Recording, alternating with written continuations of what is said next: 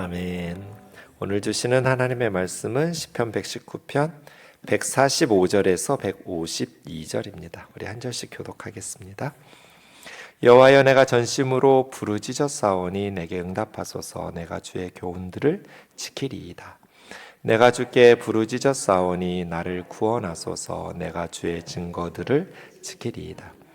내가 날이 밝기 전에 부르짖으며 주의 말씀을 바라싸우며 주의 말씀을 조용히 읊조리려고 내가 새벽녘에 눈을 떴나이다.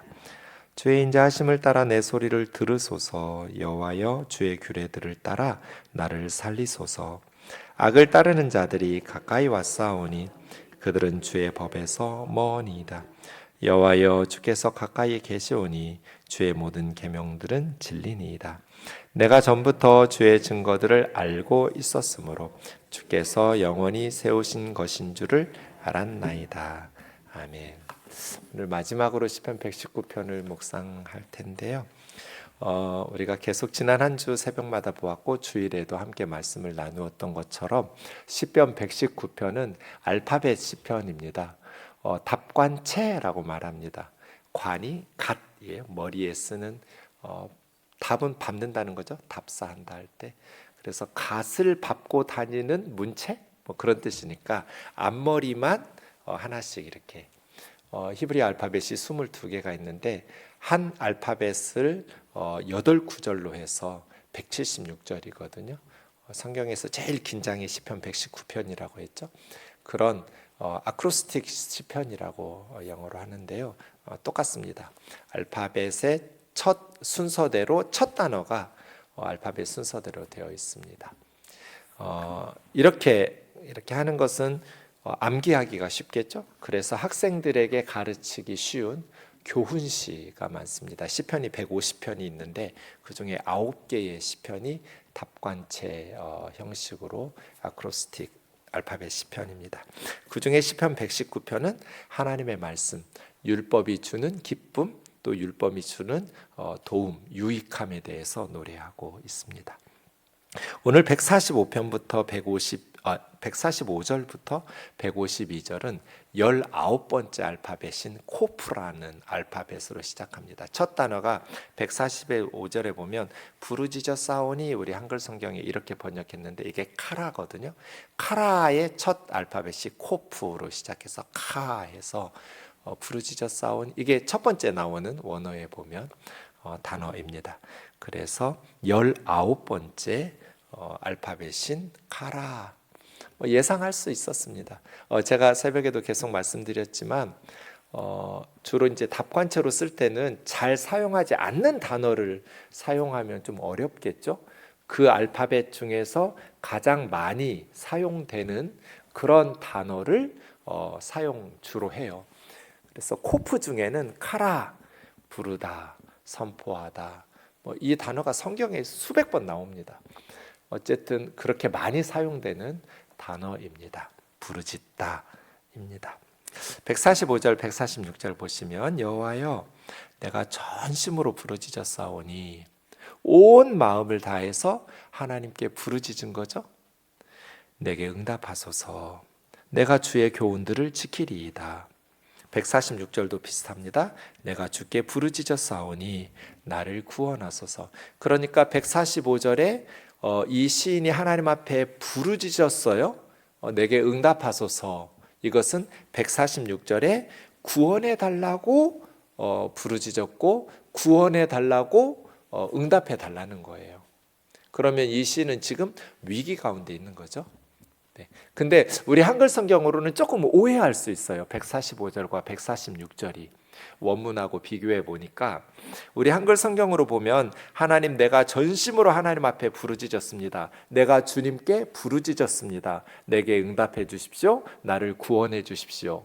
그러면 내가 주님의 교훈을 지키겠습니다. 주님의 증거들을 지키겠습니다. 이렇게 되어 있잖아요. 하나님이 구원해 주시면 하나님께서 구원해 달라고 부르짖는 나의 기도에 응답해 주시면 제가 하나님의 증거들, 하나님의 교훈들을 지키면서 살겠습니다. 이렇게 오해하라는 거예요. 틀린 번역은 아닌데 원래 이 본문에서 이야기하고 싶은 것은 하나님 내가 하나님의 교훈들, 하나님의 증거들, 하나님 말씀이에요. 하나님의 말씀들을 지킬 수 있도록 날 구원해 주세요. 이렇게 번역하는 게 더 좋아요. 이런 뜻이에요. 하나님이 구원해 주시면 내가 말씀 지키겠습니다가 아니라 내가 하나님의 말씀을 지키며 살아갈 수 있도록 구원해 달라는 거예요. 조금 다르죠? 네. 그러니까 하나님에게 무슨 거래하는 게 아니에요. 하나님 내 기도에 나의 부르짖음에 응답하셔서 날 구원해 주십시오. 그러면 내가 말씀대로 살겠습니다. 이렇게 거래하는 게 아니고 하나님, 내가 하나님의 교훈, 하나님의 증거, 하나님의 말씀들을 지키며 살아갈 수 있도록 저를 구원해 주세요. 제 기도에 부르짖음에 응답해 주세요. 이런 뜻이에요. 네. 여러분, 하나님께서 저와 여러분의 기도를 왜 응답해 주셔야 돼요? 하나님의 말씀대로 살아가기 위해서. 이게 정답이에요. 예수님이 십자가에서 왜 죽으셨어요? 왜 우리를 구원해 주셨어요? 왜 우리를 살려 주셨어요? 천국 가라고? 그럼 믿자마자 천국에 보내버리지 뭐하러 세상에서 몇십 년씩 살게 하세요? 예수님이 우리를 위해서 죽으신 이유가 뭐예요? 다시는 자기 자신을 위해서 살지 말고 우리를 위해서 죽으셨다가 다시 살아나신 예수 그리스도를 위해서 살게 하시려고. 이게 성경의 대답이잖아요. 내가 그리스도와 함께 십자가에 못 박혀 죽었나니 이제는 나를 위해서 사는 게 아니에요. 내가 사는 것이 아니요 오직 내 안에 그리스도께서 사신 것이다. 내가 사는 것은 나를 위해서 십자가에 못 박혀 죽으신 하나님의 아들 때문에 사는 거다. 나는 살아도 죽어도 주님을 위해서, 그리스도를 위해서. 예수님이 우리를 구원하신 이유는 그냥 믿기 전하고 똑같이 살다가 천국 가라고가 아니에요. 이제는 우리는 세상에 대해서 못 박혔어요. 그리스도와 함께 십자가에서 죄에 대해서 세상에 대해서 못 박혔어요. 내가 십자가에 못 박혔나니 예요. 이제는 무덤에서 나와서 우리가 새 사람으로 살잖아요. 이미 죽었어요. 옛사람은.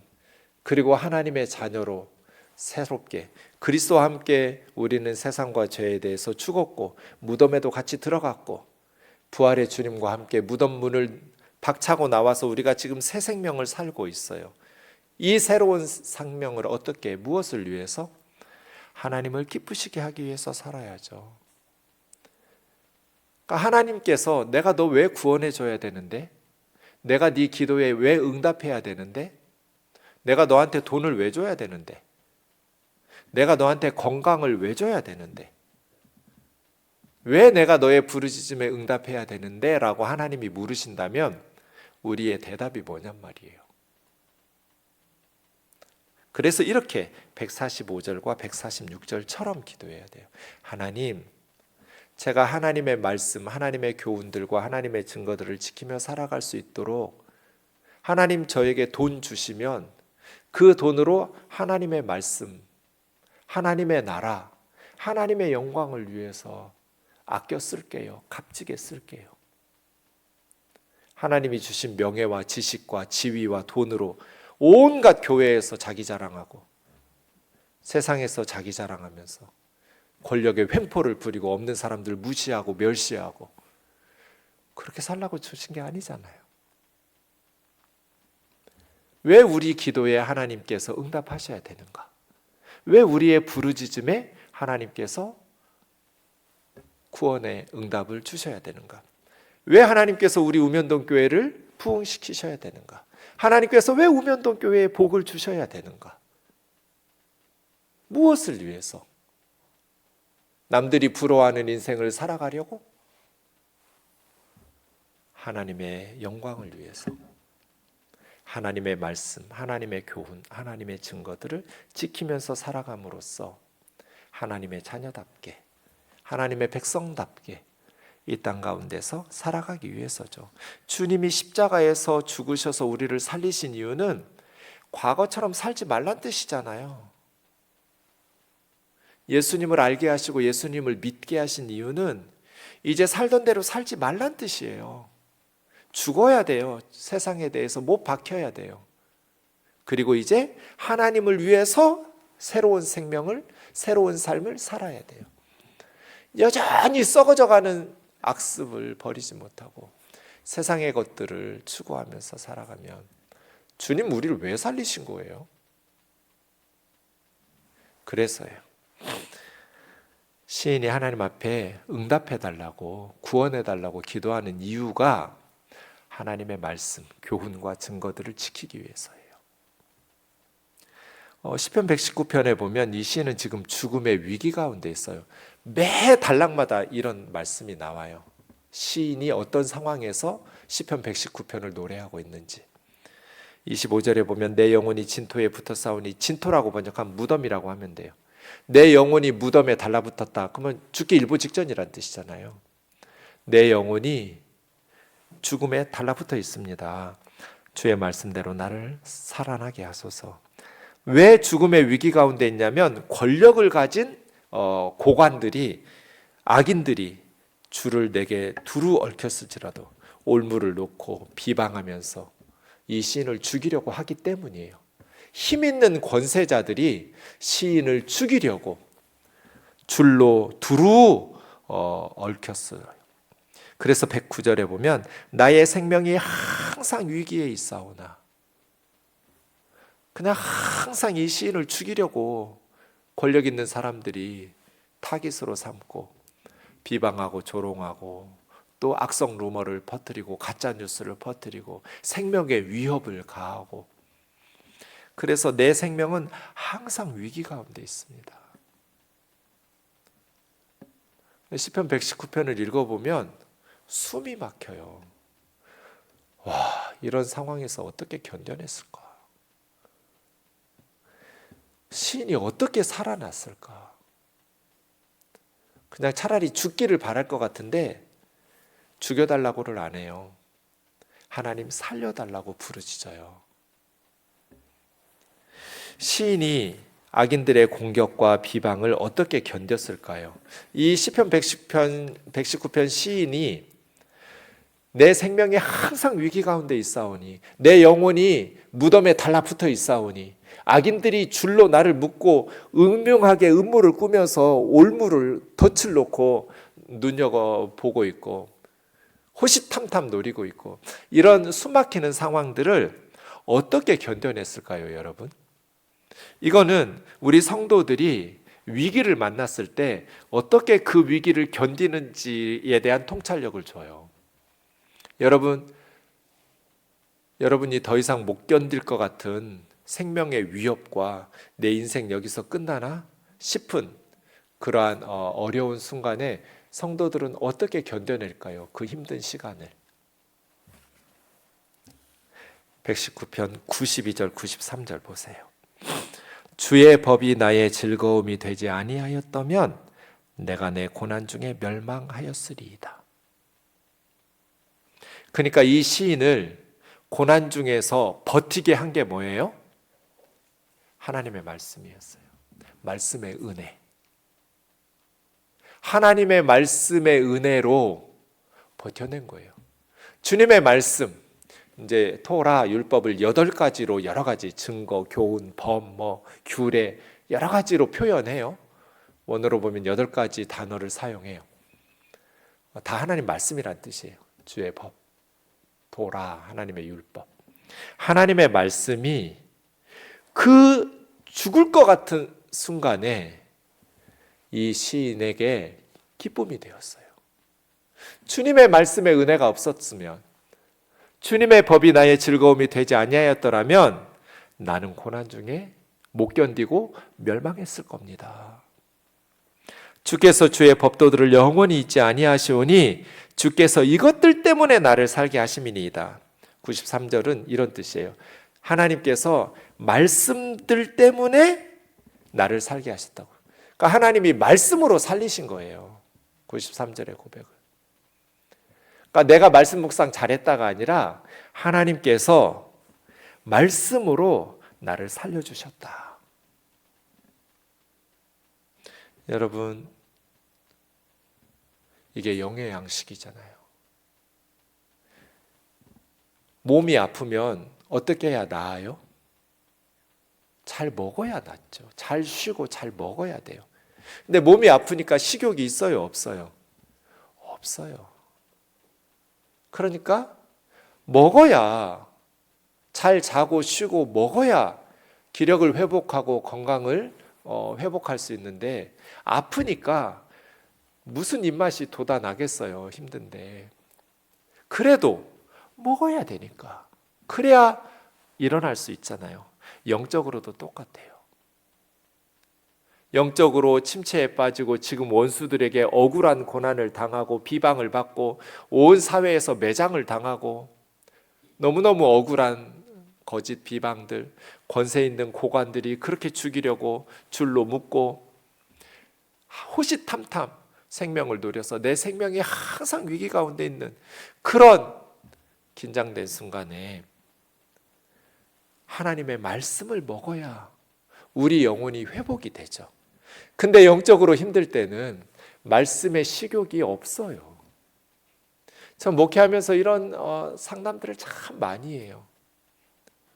그럼 어떻게 해요? 의사들이 요즘은 뭐 성경 시대에는 그런 게 없었겠지만 영양이 몸에 공급이 돼야 질병을 이겨내는데 독한 약을 먹어도 견뎌내려면 먹어야 하잖아요.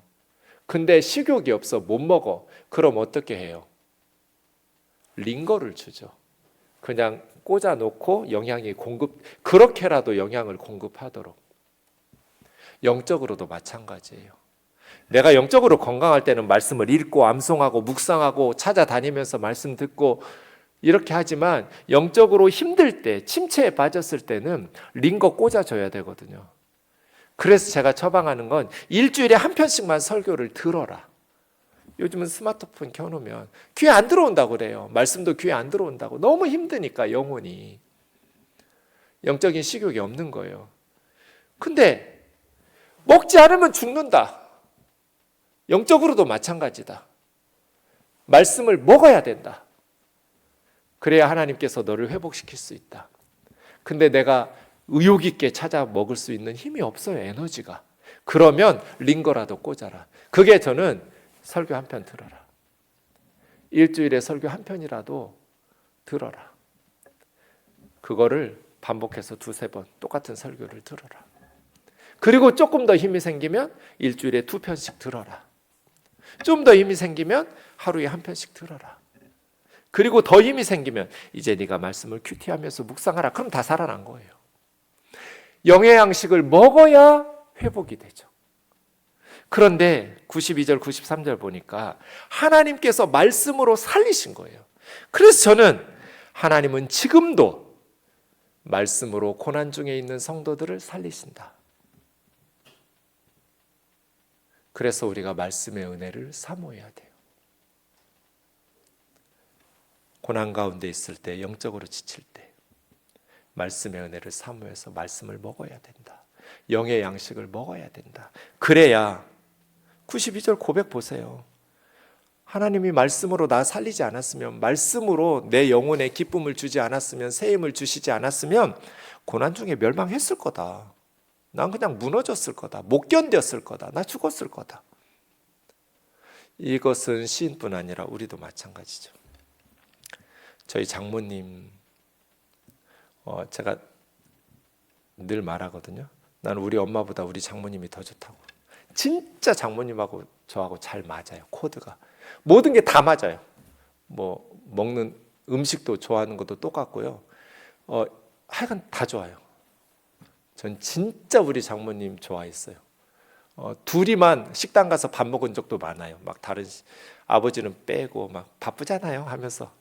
아버지는 늘 밖에 나가서 맛있는 거 드시니까 장모님하고 단둘이 식당도 많이 다녔어요. 사위하고 장모님하고.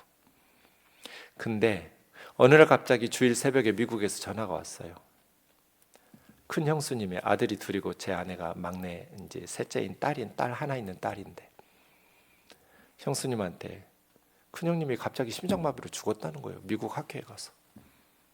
주일 새벽에 제가 전화를 받았어요. 59살인데 아직 예순도 안 됐는데 서울의대 정신의학과 교수였어요. 서울대병원의 의사였어요. 자기도 의사예요. 한 번도 아픈 적이 없어요.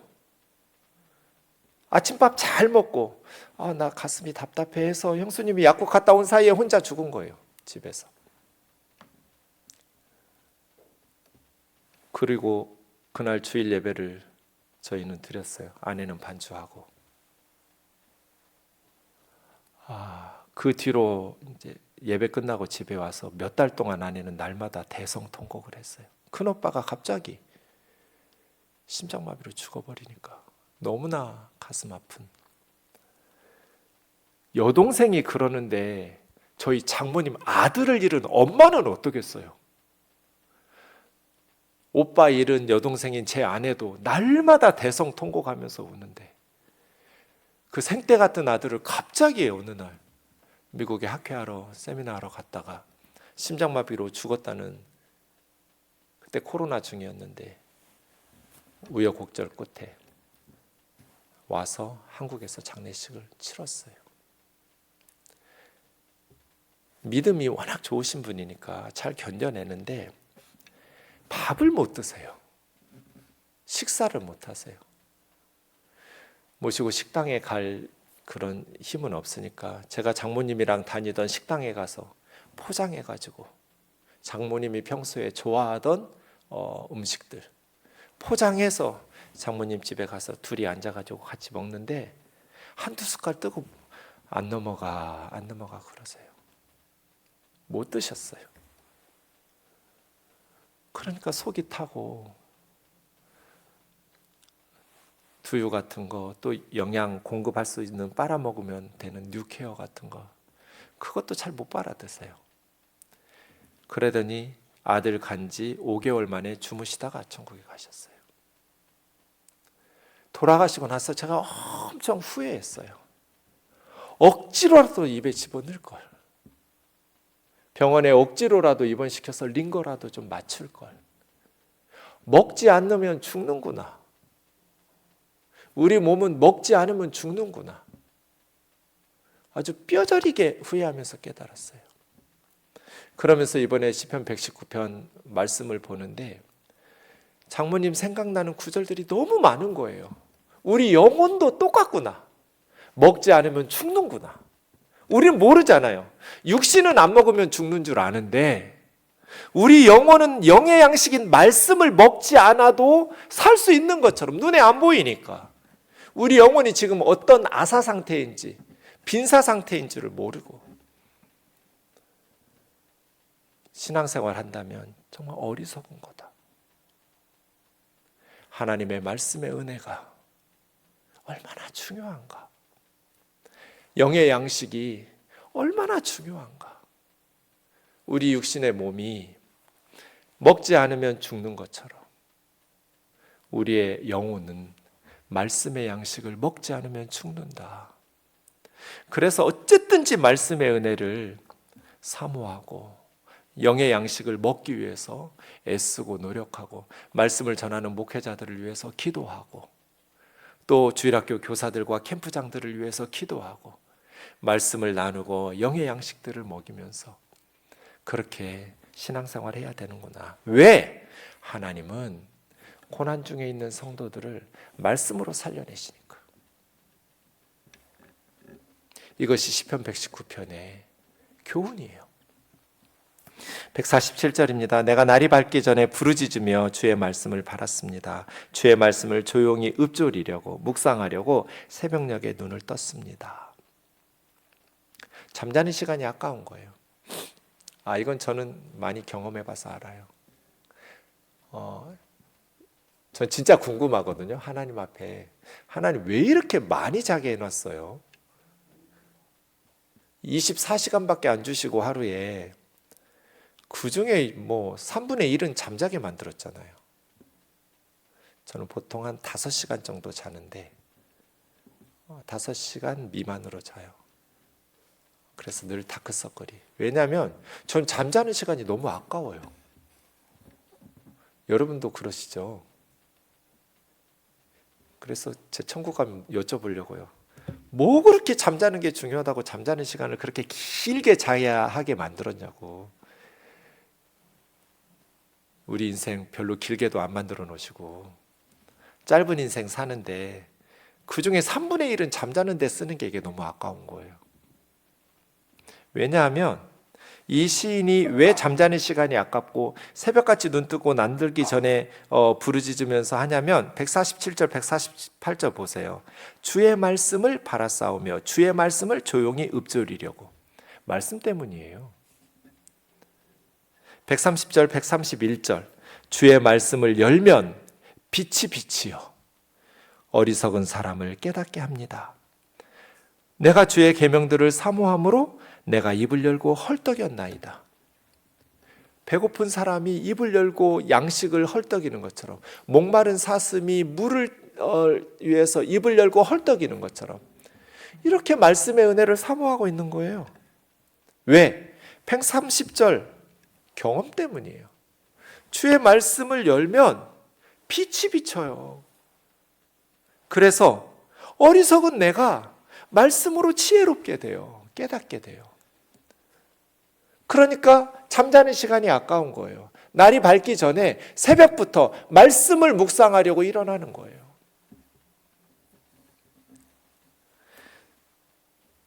이걸 어떻게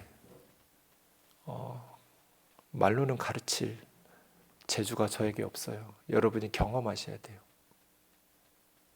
말씀의 은혜를 경험하면 말씀의 은혜가 우리를 꿀송이보다 단 말씀들을 깨닫게 하면, 그래서예요. 한국의 기독교가 어떻게 해서 부흥했는지 보세요. 말씀 때문이에요. 특이한 나라예요, 우리나라. 선교사들보다 성경이 먼저 온 나라예요.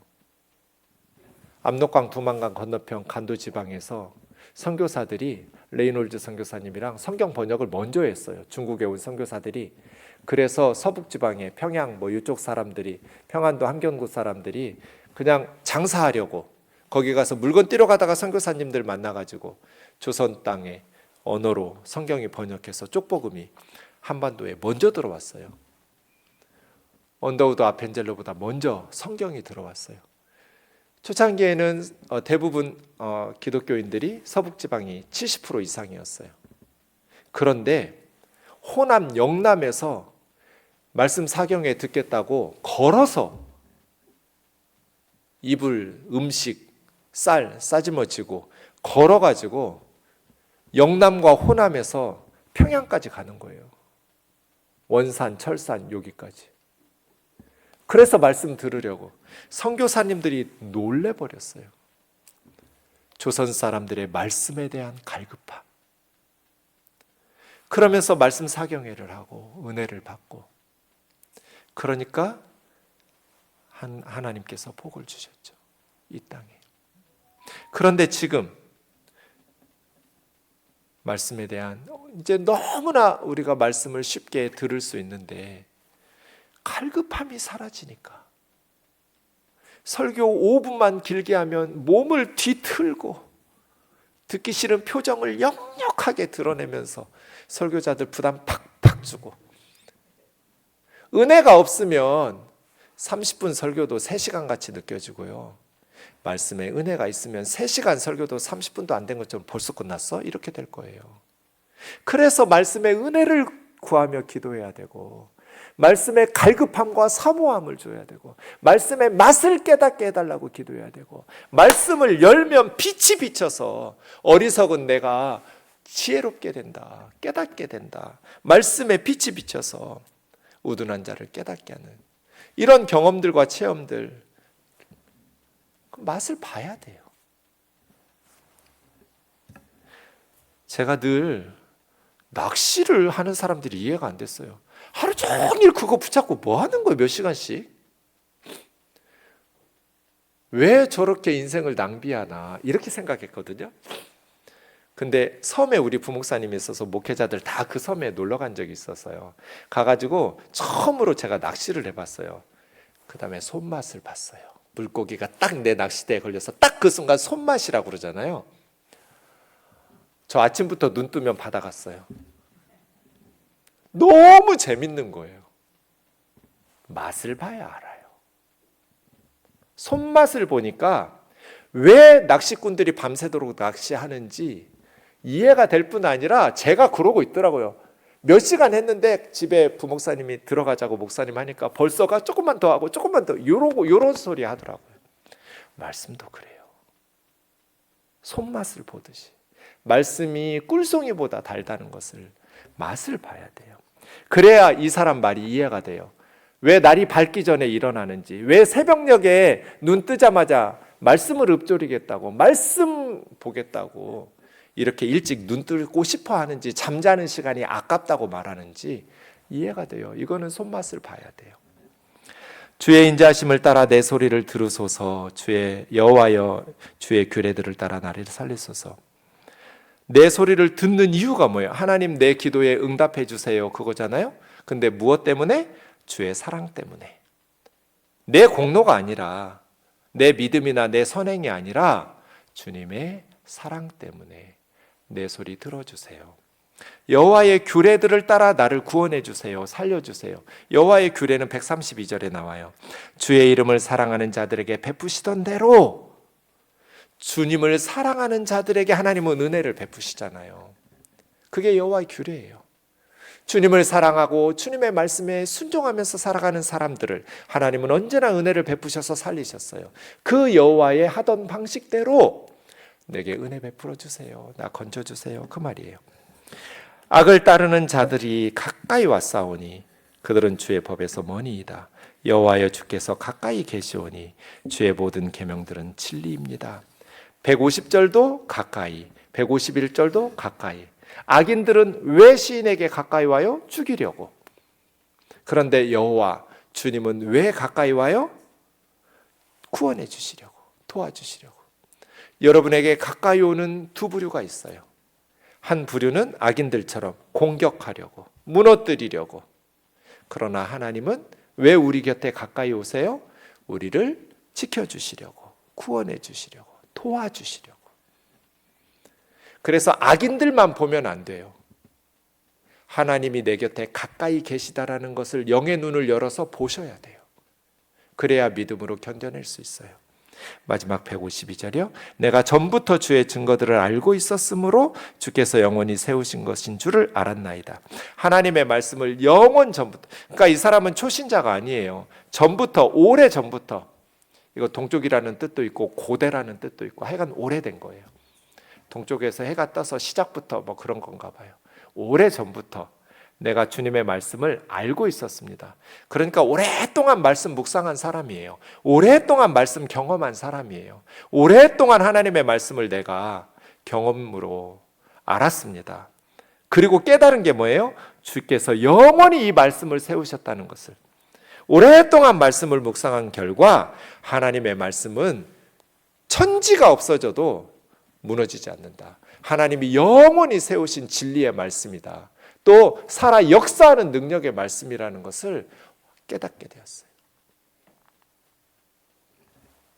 잠을 줄여가면서 여러분 새벽에 일어나시려는 이유가 뭐예요? 우리는 무엇 때문에 잠자는 시간이 아깝고 새벽녘에 일어나면 무엇을 하는가? 우리는 무엇을 사모하는 그리스도인인가? 찬양하고 기도하겠습니다.